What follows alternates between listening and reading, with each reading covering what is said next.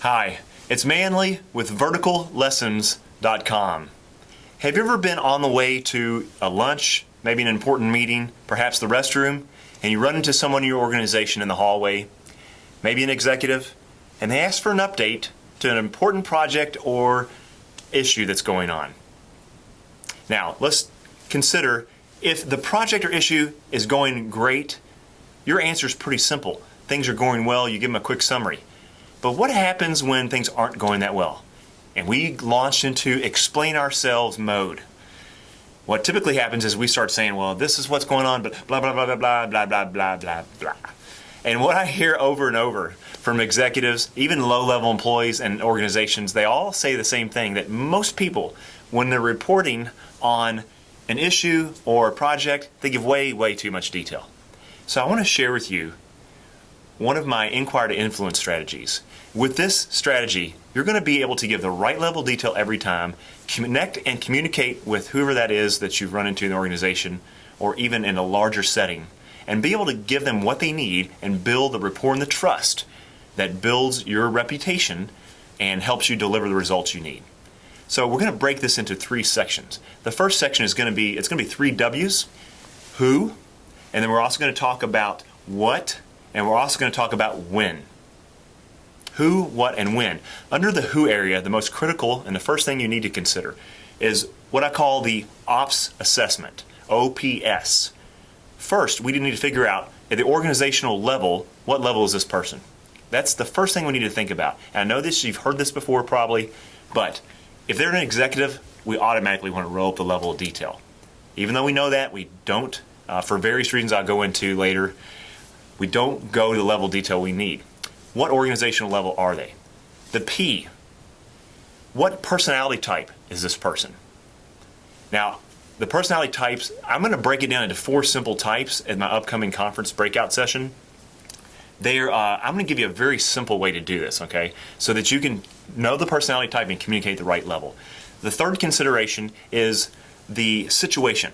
And that, what scenario are we currently in? Is it literally in the hallway, or are we in a meeting, or is it a presentation where I have some more formal engagement? You need to consider that as well, because especially if you're in between meetings, perhaps they don't have time to get to their next meeting if you go on and drone about what's going on.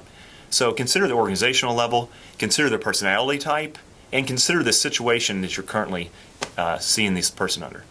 The second area we need to think about is the what. Now this sounds probably something you haven't considered before, but you need to ask them, what level would you like of detail?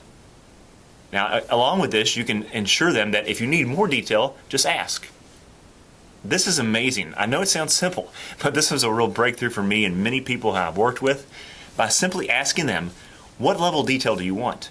And give them 3 options. Okay, and based on the scenario or situation we talked about, you're going to want to chunk it into some different segments. Perhaps 1 minute, 3 minute, 5 minute, or maybe larger chunks of time if it's a different situation. But give them some 3 options. Do you want the 1 minute explanation? Do you want the 5 minute update or explanation, or would you like the 10 minute version?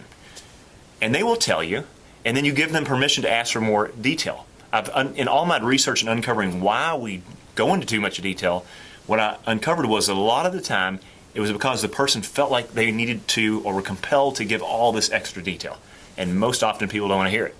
So remember to ask them, what level of detail would you like? Would you like give them 3 options, the 5 minute, the 10 minute, or the 15 minute, etc.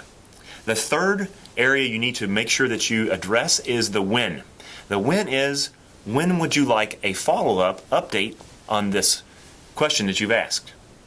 So you may have a scenario even where you don't have a lot of information, and that's okay too, to say, hey, I don't have all the information, the answers, here's an update, when can I get back with you? Regardless of how long or what you deliver to them in that moment, you need to always ask for when they would like a follow-up. I'm telling you, they don't normally ask for this because they assume that you know that they want you to follow up. And so often we don't do it, we don't remember, and you would be very surprised at how much rapport and trust you will build just by asking them, when would you like me to follow up? And taking note of that. And we all have our fancy phones in our pockets right there. There's no excuse. As soon as they walk away, you stop right then, break out your device, enter the reminder to follow up with them at that particular time when they ask. If you will follow this inquire to influence model, it will help you engage and build the customer service and the rapport that you need, and also just help illuminate the value that you're bringing to your organization every day. If you have any questions about it, I look forward to hearing from you. You can email me, manley@verticallessons.com. If you would like to learn more about this technique and other world-class presentation skills, I encourage you to attend my breakout session at the HDI Conference in Las Vegas. It's April 16th to 19th in Mandalay Bay. My breakout session on world-class communication skills will be at 10:15 on Wednesday. It's session 105, right after Steve Wozniak opens the conference up. I look forward to seeing you there.